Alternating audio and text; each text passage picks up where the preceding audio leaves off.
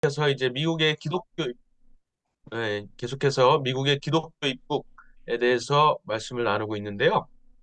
어, 진짜 미국이 기독교적인 정신에 세워졌다라는 그 확신이 우리한테 좀 많이 필요한 것 같아요. 왜냐하면은 계속해서 끊임없이 이 기독교적 입국의 역사를 계속해서 지우려고 하고 있기 때문에 더욱더 그렇습니다. 우리나라도 대한민국도 마찬가지고 미국은 더욱더 심한 것 같아요. 그래서 역사책에서 거의 지금 10차례에 걸쳐서 나누고 있는 이 기독교 입국의 역사가 다 지워진 상태예요. 교과서에서는 이미 없고 많은 박물관에 가도 다 지워져 있는데 이것을 우리가 기독교인들이 좀 어, 알고 아는 거에서 끝나지 않고 외워서 사실은 우리 자녀들한테 특히 미국에서 공부하고 있는 자녀들한테 가르쳐 줄 필요가 있습니다. 오늘 특별히 오늘 이야기는요. 뭐예요? 오늘 이야기는 미국 독립선언문인데요. 지금까지 미국의 국장 얘기했고, 또 커네티컷주에 대해서 얘기를 했고요. 그리고 미국도 기도로 시작했다라는 재밌는 사실. 미국은 근데 재헌의회 첫날 기도하는 거는 까먹고 중간에 한 2개월이 지나서 도저히 헌법을 만드는데 이게 해결책이 안 보이니까 그제서야 기도로 엎드렸다라는 사실이 있었습니다. 우리나라는 첫날부터 이승만 대통령을 통해서 기도를 했는데 그리고 지난달에는 조지 워싱턴이 성경에 손을 얹고 기도하는 그 전통을 시작을 했는데요. 모든 대통령이 기우이로 성경에 열려 있는 성경이든 덮여 있는 성경이든 이렇게 성경에 손을 얹고 기도를 했는데 한 5명 빼고 다 그렇게 했는데요.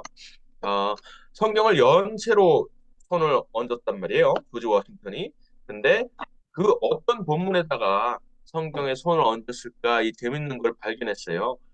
그냥 그 당시에 기록에 의하면은 우연히 어느 페이지를 넘겼다라 그랬는데 우연히 어디 있겠어요. 그래서 그거를 찾아봤더니 창세기 마지막 장 말씀이었더라 이런 재밌는 것도 얘기를 했습니다. 오늘은 미국 독립선언문인데요. 약간은 좀 학술적인 내용도 있어서 약간 지루할 수 있지만 사실은 미국 독립선언문은 아마 그 미국에서 계신 분들은 자녀들이 다 학교에서 거의 외울 거예요.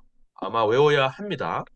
그런데 그 안에 정말 심오한 보수주의 정치 철학이 들어있고 무엇보다도 기독교적인 가치관이 너무나 섬세하게 또 아주 압축적으로 이렇게 들어가 있는데 그 내용은 사실은 안 가르쳐 줄 뿐만 아니라 그런 건 다 우연이었어. 그냥 그 당시에 하나님이라는 표현은 전부 다 이신론적인 하나님이야. 기독교의 하나님이 아니야라고 학교에서 가르쳐요.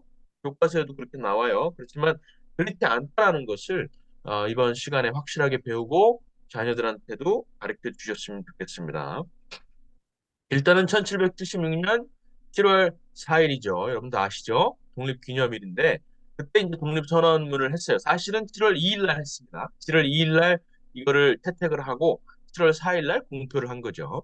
그랬는데 그 문서가 제가 볼 때는 정말 가장 짧은 1,400단어 정도 되는데 가장 짧은 문헌으로서 보수주의 정신, 기독교 정신을 가장 잘 표현하고 있다라고 생각이 되어집니다. 사실은 이제 A4 용지 한 장 짧게 써서 A4 용지 한 장밖에 안 되는데 그 중간에 한, 한 500단어 정도는 이제 그 당시에 조지 3세 영국 왕이 우리 미국 사람들한테 어떤 나쁜 짓을 했는지를 쭉 고발하는 내용이에요. 한 13가지의 항목들을. 근데 그거를 이제 생략하고 지금 시대랑은 맞지 않으니까 그 생략하고 첫 부분에 세 문단 그리고 밑에 두 문단 요거가 이제 핵심이란 말이에요. 그러니까 5문단밖에 안 돼요. 사실은 다 외울 필요가 있습니다. 기독교인이고 또 미국인이라면, 미국에 살고 계신 분들이라면 다 외울 필요가 있어요. 제가 미국 사람들하고 이제 미국 특히 보수주의자들하고 대화를 하거나 얘기를 할 때 중간중간에 독립선언문을 인용할 때가 있어요. When in the course of human events 이렇게 시작을 하면은 다들 깜짝 놀랍니다. 그리고서 일단 귀를 열어요.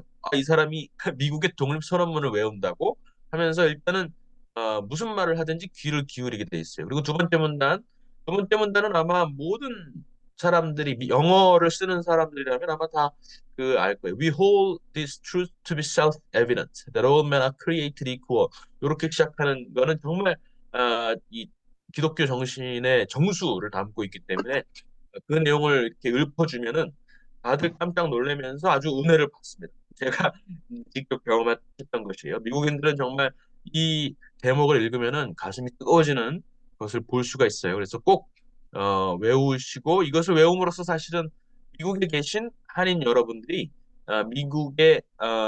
미국인들에게 감동을 주고 미국인들의 독립 정신을 일깨울 수 있는 아주 중요한 문헌이 방법이 될 수가 있습니다. 도구가 될 수 있습니다. 그래서 꼭 한번 외워주시는데 이것은 여러분 아시다시피 프랭클린하고 존 애덤스하고 토마스 제퍼슨 프랭클린은 대통령은 아니었지만은 미국의 국부 중에 가장 원로 국부였죠.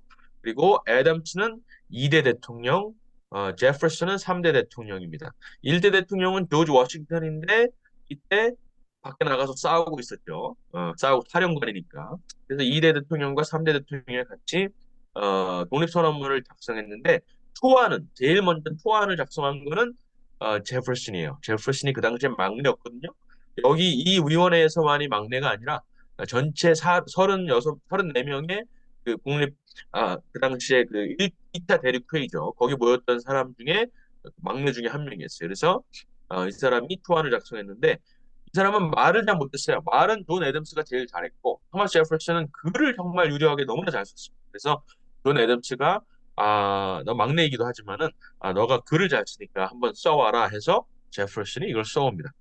우리가 알기로는 제퍼슨은 보통 이실론자라고 알고 있어요. 그리고 그렇게 가르쳐주고 있습니다. 그렇지만은 이실론자는 뭐냐면 이제 하나님을 믿지만 하나님이 돌아가셨거나 하나님이 우리를 내버려두고 어디 가셨다는 이 신앙이 아니죠. 이 철학이에요.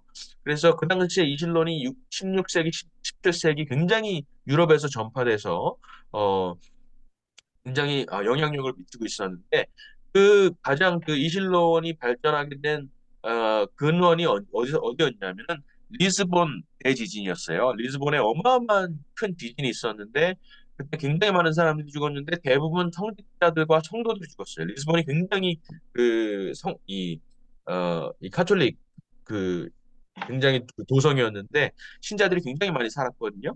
그리고 또 전부 다 교회에서 예배를 드리고 있는 도중에 이 지진이 일어난 거예요. 그래가지고 교회가 다 폭삭 무너지면서 어마어마한 희생자가 있었는데 대부분 기독교인들이었던 거죠.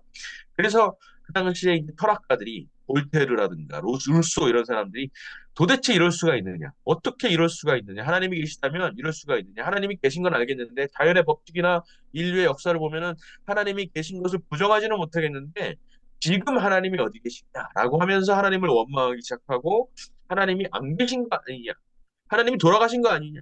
우리 이렇게 자유 만물의 이런 법칙들을 만들어 놓으시고 어디론가 떠나신 거 아니냐라고 생각을 하면서 이실론이 발전합니다. 그 이실론이 미국에도 영향을 미치죠.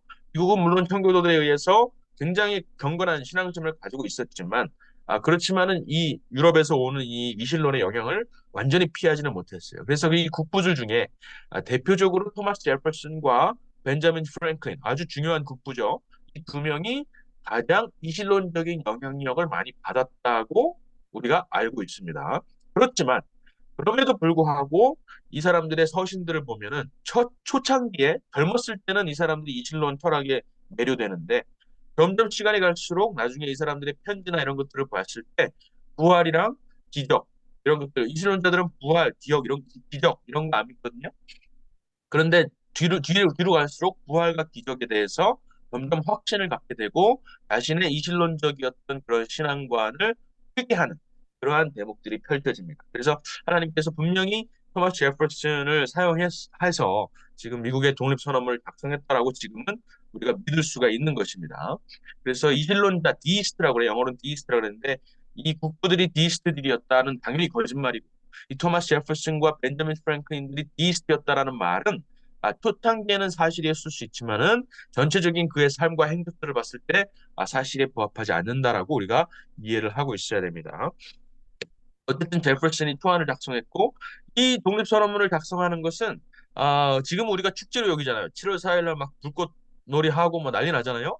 그렇지만은 그 당시로서는 자살 행위였습니다. 왜냐하면은 이 독립선언문이 발각이 되는 순간 영국군의 표적이 되고 영국군의 암살 리스트에 올라갑니다. 실제로 그러했고요.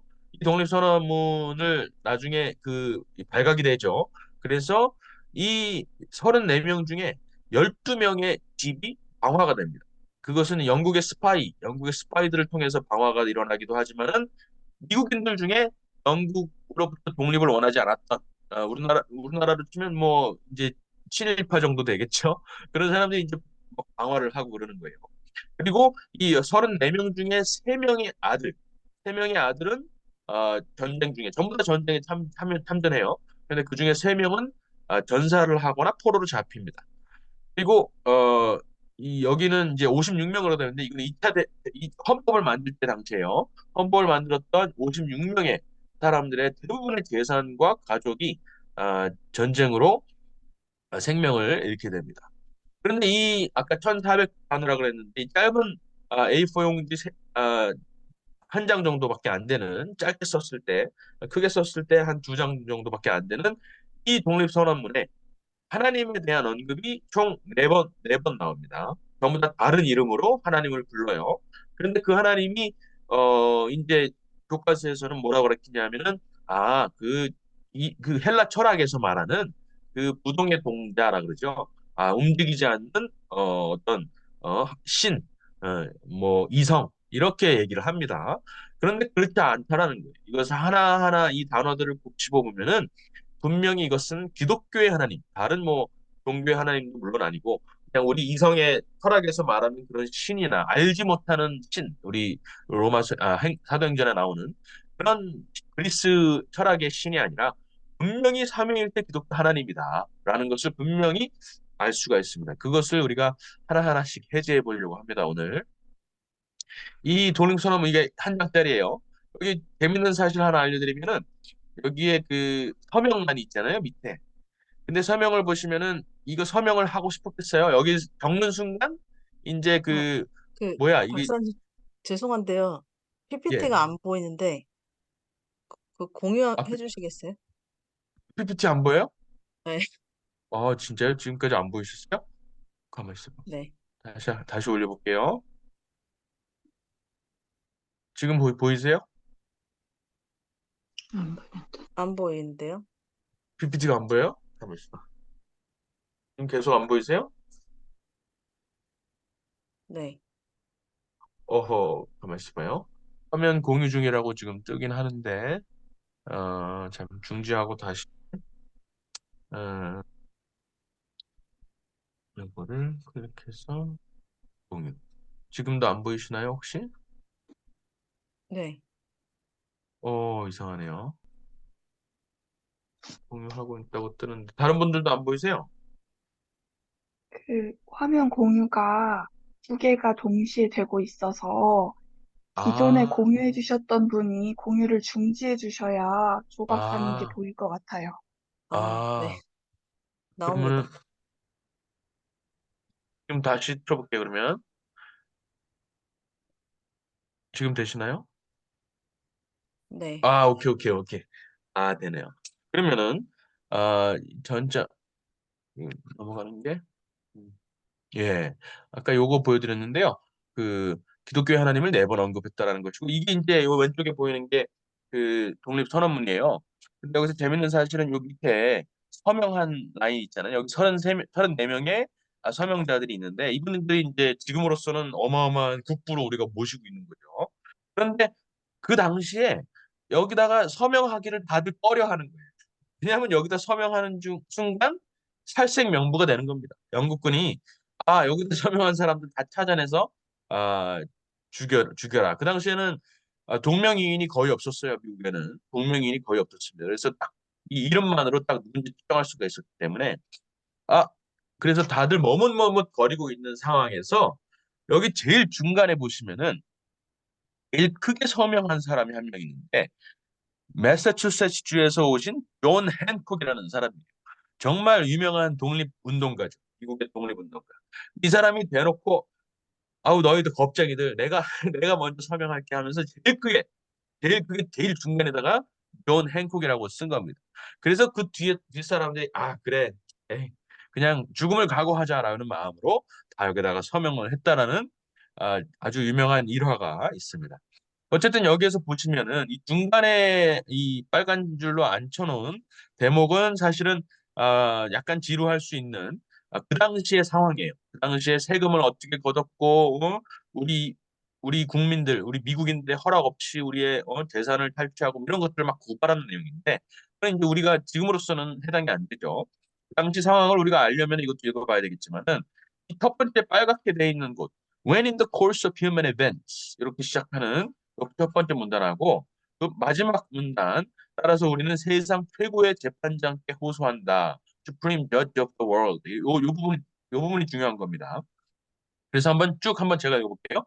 인간사의 어떤 과정에서 어느 한 사람들, 그러니까 미국인들이 스스로 자연의 법과 자연의 하나님의 법에 따라 마땅한 독립적이고 동등한 입지를 차지하는 것이 필요하게 될 때에는 그러니까 영국으로부터 독립된 어떤 영국과 동등한 입장을 우리가 미국인들이 취하려고 할 때에는 그 마땅한 이유를 만 인류에 전파해야 한다, 선언해야 한다 이렇게 시작합니다. 이게 첫 번째 문단이고요. 두 번째 문단이 이제 제일 유명하죠. 우리는 다음의 진리를 자명한 것으로 여긴다. 잘 들어보세요. 자명한 것. We hold these truths to be self-evident. self-evident. 아주 중요한 표현입니다. 즉, 모든 사람은 동등하게 창조되었고, all men are created equal. 그리고 그들은 창조주로부터 from their creator, endowed by their creator, certain inalienable rights. 창조주로부터 특정히 양도할 수 없는 권리를 부여받았으며 그 권리 중에는 life, liberty, and the pursuit of happiness 이렇게 돼 있어요. 생명과 자유와 행복의 추구권이 있다라고 돼 있습니다. 근데 여기서 행복의 추구권은 이제 사실 토마스 제퍼슨이 약간 언어적 유희를 발휘한 거예요. 원래 썼던 그 본문에는 property라고 돼 있습니다. 생명과 자유와 소유권을 말하는 거예요. 소유권. 근데 소유권이라 그랬을 때 property잖아요. 근데 그 당시 사람들이 property라는 말 딱 들었을 때 무엇을 연상했을까요? 우리들이 가지고 있는 재산, 이런 이것을 생각한 게 아니라 뭘 생각했을까요? 노예들을 생각했어요. 노예들. 특히 남부주의 사람들은 프로퍼티 하면은 내가 가지고 있는 저 소유물, 저 흑인 노예를 생각했어요. 토마스 제퍼슨은 자기도 노예를 가지고 있었지만 그것에 대해서 굉장히 큰 자책을 하고 있었거든요. 이 죄책감을 가지고 있었고 이것이 틀렸다는 것을 알고 있었어요. 그래서 프로퍼티라는 말을 못 쓰고 pursuit of happiness, 행복의 추구권이다라고 말을 한 겁니다. 그것을 우리가 알고 있으면은 도움이 됩니다. 그 권리를 지키기 위해서 이 행복의 추구권, 소유권, 자연권, 자유권, 그리고 생명권을 지키기 위해서 인류에는 정부가 도입되었다라고 말하면서 만약에 그 정부가 이 생명과 자유와 소유권을 보장하지 못할 때에는 그 정부에 마땅하게 우리가 대항해서 그 정부를 뒤집을 수 있는 권한이 우리에게 있다. 어떤 그 권한을 누가 주었어요? 여기에 나오는 자연의 법과 자연의 하나님의 법이 마땅히 우리에게 주어준 권한이다. 이렇게 말씀하고 있는 겁니다. 그래서 우리는 세상 최고의 재판장께 호소하면서 신성한 섭리의 보호, providence, 신성한 섭리의 보호를 굳게 의지한다라고 이것을 마치고 있는 것입니다. 그러면 요거 하나하나 자연의 법과 자연의 하나님의 법 이게 좀 표현이 좀 웃기잖아요. 이거 자연신을 말하는 거야? 이질론의 하나님을 말하는 거야라고 우리가 착각할 수가 있어요. 인간사회 과정에서 열강들에 끼어서 자연의 법과 자연의 하나님의 법에 마땅한 이게 영어로 읽으면 더 그렇습니다. Laws of nature and of nature's God 이렇게 돼 있어요. Nature's God 이 기독교의 하나님이 아니라 자연신이네. 자연신 범신론적인 그런 하나님을 말하는 거라고 우리는 지금 읽었을 때 이걸 착각할 수 있죠. 그런데 그 당시에 1776년에 이 Nature's God, Laws of Nature and Nature's God이라는 표현이 어떤 맥락에서 쓰여졌는지 우리가 생각해야지. 지금 우리가 Nature's God이라고 했을 때 그것은 범신론적인 하나님을 말하기 때문에 그렇게 판단할 수가 없다라는 거죠. 그 당시에 어떻게 생각했는지를 우리가 생각해보면은 그 당시에 존 로크라는 사람을 인용해서 토마스 제퍼슨이 이 독립선언문의 초안을 썼어요. 어떤 사람은 이렇게까지 말해요. 독립선언문은 존 로크를 표절한 문헌이다. 이렇게까지 말을 해요. 플래저리즘. 표절했다. 그 정도로 존 로크의 사상이 그대로 담겨 있다는 것이죠. 그런 존 로크가 이 laws of nature and of nature's God이라는 표현을 그대로 썼는데 그 존 로크는 이 표현을 통해서 무엇을 뜻했는지를 우리가 생각을 해야 되죠. 그죠? 그랬을 때 이 분명하게 laws of nature는 뭘 말하고 laws of nature's God 이것은 뭘 말하는지 분명하게 정의를 존 로크가 내렸다라는 것이에요. 이 통치론이라는 책에 보면은 여기에서 뭐라고 되어 있냐면은 자연의 법, laws of nature는 하나님께서 창조하신 자연과 모든 인간의 양심에 새겨진 도덕법이라고 되어 있어요. 정확하게 표현이 되어 있어요. 인류 만물의 역사, 이 자연 만물의 이치, 뉴턴의 법칙 이런 것들과 그리고 또 하나는 뭐예요? 우리 모든 인간의 마음에 새겨진 양심을 바로 자연의 법이라고 말을 했다라는 것이죠. 분명하죠. 그다음에 그렇다면 자연의 하나님의 법은 무엇이냐라고 했을 때 자연의 하나님의 법은 성경을 말했다는 거예요. 성서를 통해서 하나님께서 특별히 계시한 도덕법을 말한다. 그러니까 다른 말로 신학적으로 표현하면은 laws of nature는 일반 계시를 말하는 거고 laws of nature's God은 특별 계시를 말한다. 특별 계시만 정확하게 이렇게 표현이 되어 있고 그것을 그대로 이 지금 토마스 제퍼슨이 인용하고 있는 것입니다. 그리고 또 더 나아가서 이 존 로크가 이 구조를 설명을 하면서 리처드 후커라는 영국의 유명한 성직자를 인용을 합니다. 인용을 하는데 토마스 후커 목사님은 로마서 1장과 2장을 인용하면서 이 자연의 법과 자연의 하나님의 법을 설명을 하세요. 이 로마서 1, 2장은 뭐죠? 로마서 1, 2장에 바로 이따가 읽어볼 텐데 우리 마음속에 새겨진 양심에 대해서 얘기를 하죠. 그 양심에 대해서. 그리고 자연법은 언제나 그 당시로서는 그 당시 그 교회사의 역사를 보면은 창조주 하나님이 창조하신 우주의 어떤 도덕법, 창조법, 창조 질서를 의미했다라는 것을 부인할 여지가 없습니다. 지금은 많이 이게 혼탁해져 가지고 여러 가지를 알 수 있지만은 그 당시로서는 의심할 여지가 없었다는 거죠.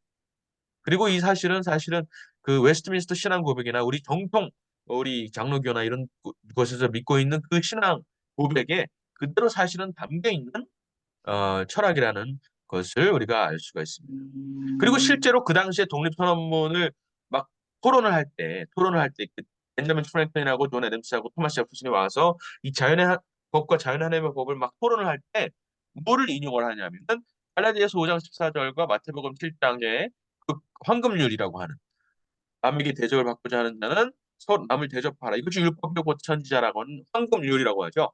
그 최고의 도덕 이것을 인용하면서 이것이 곧 우리가 가지고 있는 자연법이다. 일반 은혜다. 도덕법이다라고 설명을 했다라는 것입니다. 의심할 여지가 없이 이것은 어, 다른 이신론의 하나님이 아니라 기독교의 하나님이라는 것을 우리가 알 수가 있습니다. 그렇다면 두 번째 문단 보겠습니다. 우리는 다음의 진리를 자명한 것으로 여긴다. We hold this truth to be self-evident. 즉 모든 사람은 평등하게 창조되었고 그들은 창조로부터 특정한 권리를 받았는데 근데 여기서 중요한 것은 뭐냐면은 self-evident라는 표현이에요. 이 표현이 참 멋있는 표현인데 어디에서 왔을까라고 했을 때 토마스 제퍼슨이 초안을 작성해서 왔을 때 이 self-evident라는 말을 안 썼어요. self-evident 말을 안 쓰고 신성한 진리 뭐 이렇게 표현을 했어요. 대충. 그런데 이것을 이거 어렵다 이렇게 표현하면 어렵다 그러면서 벤자민 프랭클린이 self-evident라고 고쳐라고 말을 했어요. 그래서 이것은 토마스 제퍼슨은 이것을 하나님께서 주신 어떤 신성한 진리라고 표현을 했던 것을 벤자민 프랭클린이 하나님을 빼버리고 셀프 에비던트라고 붙였어. 그러니까 역시 이신론적인 문화야라고 또 저쪽에서 가르쳐요. 근데 그렇게 해석하면 안 된다는 거죠. 왜냐하면 셀프 에비던트라는 표현도 그 당시에 기독교적인 표현이었다는 것을 알 수 있기 때문에 그렇습니다. 신성하고 부정할 수 없는 것이라고 표현했던 것을 다명한 것으로 바꿨는데 다명한 것이라는 표현이 기독교적인 이해와 배경 그리고 성경적인 맥락에서 나왔다는 것이에요.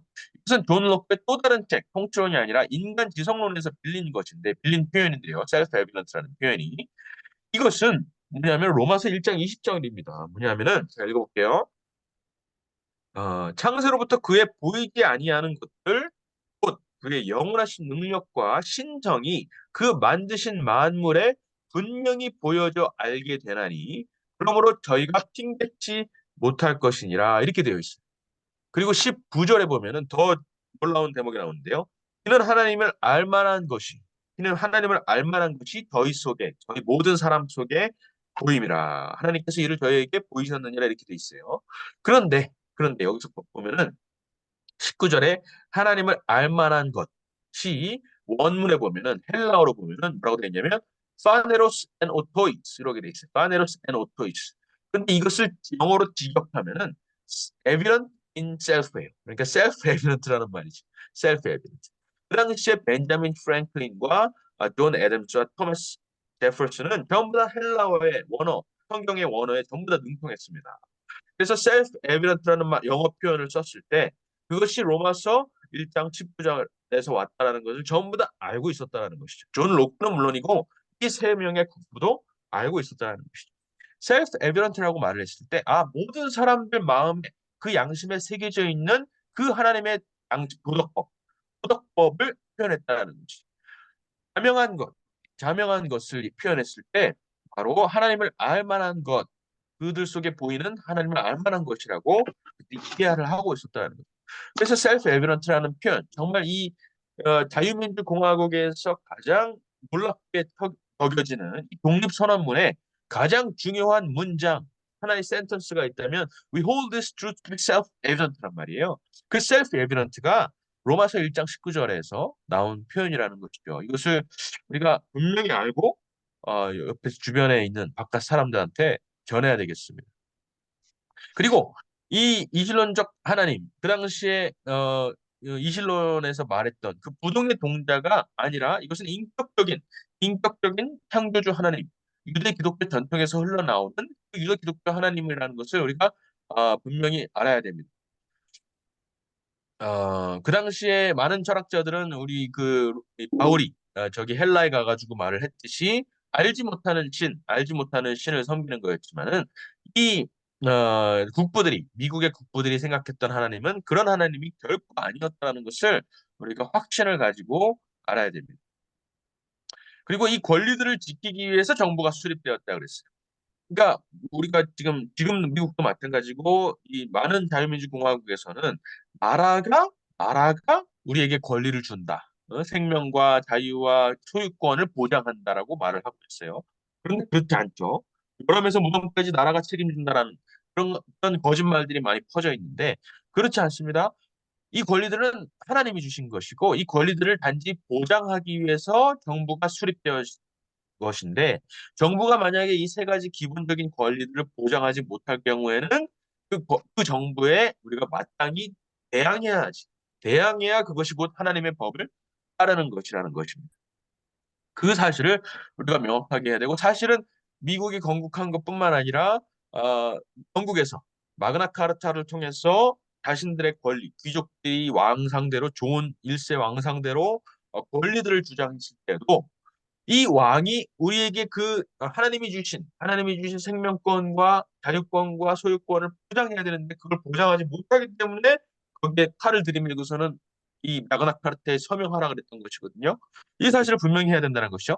정부는 하나님의 하나님의 신하로서 하나님의 신하로서 하나님이 주신 권한들을 보장하기 위해서 존재하는 것이다. 그 역할을 만약에 그 소임을 다하지 못할 경우에는 그 정부는 마땅히 뒤집어져야 혁명되어야지 마땅하다라는 것을 우리가 분명히 알고 있어야 된다는 것이고 사실은 모든 정부 수립의 역사가 사실은 그러한 기독교적 바탕을 두고 세워졌다는 것을 우리가 알 수가 있습니다. 이제 마지막 문단입니다. 여기 보면은 이렇게 돼 있어요. We therefore 이제 결론입니다. We therefore the representatives of the United States of America in General Congress assembled, appealing to the Supreme Judge of the world. 이 창세기에 나오는 표현이에요. 창세기 18장 25절에 나오는 표현입니다. 어떻게 되어 있냐면은 제가 볼게요. 창세기 18장 25절에 주께서 이같이 하사 의인을 악인과 함께 죽이심은 불가하오며 의인과 악인을 균등히 하심도 불가하나이다. 하나님은 공평하신 하나님이기 때문에 의인과 악인을 똑같다고 말씀하시지 않습니다. 세상을 심판하시는 이가 공의를 행하실 것이 아니니까 이렇게 표현하고 있어요. 여기서 나오는 표현을 그대로 가져다가 appealing to the supreme judge of the world.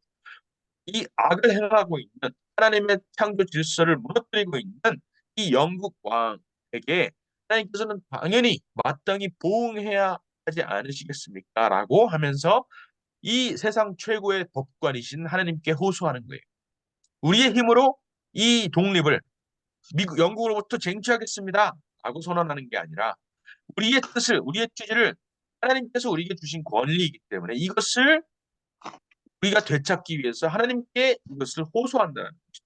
어차피 이 미국의 독립 33명, 34명의 이 독립운동가들은 영국으로부터 독립할 수 있는 힘이 없었어요. 그 당시에 밖에 나가서 조지 워싱턴이 열심히 싸우고 있었지만은 그 당시에 영국군에 비교하면은 정말 아무것도 오합지졸의 민병대일 뿐이었던 것이죠. 그래서 이 독립이 성공할 것이라고 그들은 결코 믿지를 않았어요. 실제로 자신들 절반 이상이 전부 다 재산이 불태워지고 전부 다 자녀들이 끌고 나가서 죽임을 당하고 고문을 당하고 있는 상황이었기 때문에 이 독립이 성공할 것이라고 생각을 하지 못했다라는 것이죠. 그래서 오히려 그들은 하나님한테 어필하는 겁니다. 하나님께 호소하면서 세상 최고의 재판장께 우리의 신원을 호소합니다. 우리의 처지를 호소합니다라고 합니다.